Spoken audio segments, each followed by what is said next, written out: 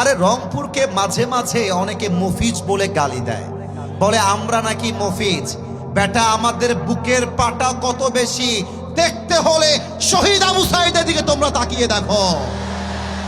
আমাদের বুকের পাটা কত বেশি দেখতে চাইলে আখতার ভাইয়ের দিকে তাকায় দেখো। আমাদের বুকের পাটা কত বেশি দেখতে চাইলে সার্জিসের দিকে তাকায় দেখো। আরে আমরা রংপুরের সন্তান, একমাত্র আল্লাহকে ছাড়া দ্বিতীয় কাউকে পরোয়া করার টাইম আমাদের কাছে নাই। রংপুরের ভাইরা, নারে তাকবীর। এ দিল্লি না ঢাকা,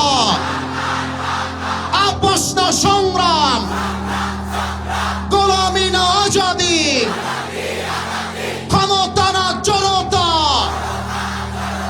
আমার ভাই কবরে, আরে খুনি কেন বাহিরে? আমরা সবাই হাদি হব, আরে গুলির মুখে কথা কব। দিয়েছি তো রক্ত, আরে রক্তের বন্যায় নারে তাকবীর। আল্লাহ তুমি স্লোগানকে কবুল করো, পড়ে সবাই আমিন। স্লোগানটা দেওয়াতে কি আপনার রাগ করছেন কেউ কেউ?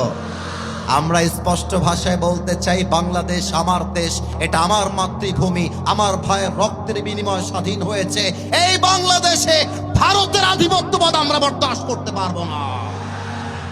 আল্লাহ যেন এই স্লোগানগুলোকে তার সন্তুষ্টির ওয়াসিলা হিসেবে কবুল করে, পড়ে সবাই আমিন। ওসমান হাদিকে খুন করে যারা পালিয়ে গিয়েছে, ওরা ভারতে থাক কিংবা যেখানেই থাকুক না কেন, ওদেরকে ধরে এনে ঢাকার জাতীয় মসজিদ বাইতুল মুকাররমের সামনে ওরা যেমন আমার ভাইয়ের মাথায় গুলি করে হত্যা করেছে, ওদের মাথায় গুলি করে হত্যার রায় পাশ করতে হবে। তাছাড়া এই বাংলার মুসলমান কখনো শান্তির ঘুম ঘুমাতে পারবে না। তবে একটা জিনিস খেয়াল করেছেন কিনা আমি জানি না, ওসমান হাদি আমাদেরকে শিখিয়ে দিয়ে গিয়েছে, বিড়ালের মতো 500 বছর বেঁচে থাকার কোনো দাম নাই।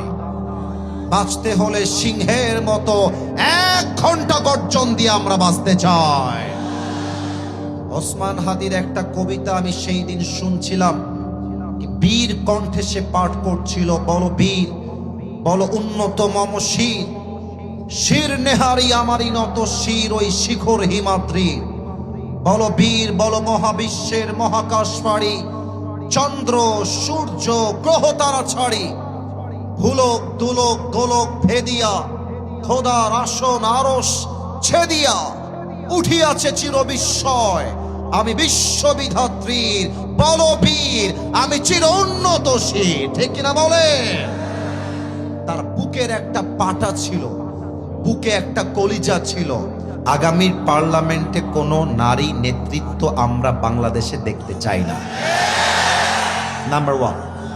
নাম্বার 2, না আগে তাকবীর না, let me explain first. No, stop for a moment, let me explain first. আমি বলে দেই, আমি চাই আগামীর প্রধানমন্ত্রী হবেন এমন এক প্রধানমন্ত্রী, যেই প্রধানমন্ত্রী চাইলে জাতীয় সংসদে দাঁড়িয়ে দেশের পক্ষে যেমন বক্তব্য দিবে, আরে আমার দেশের প্রধানমন্ত্রী চাইলে ঢাকার জাতীয় মসজিদ বাইতুল মুকাররমে দাঁড়িয়ে জুমার খুতবা দেওয়ার যোগ্যতা রাখবে, এমন প্রধানমন্ত্রী আমরা দেখতে চাই।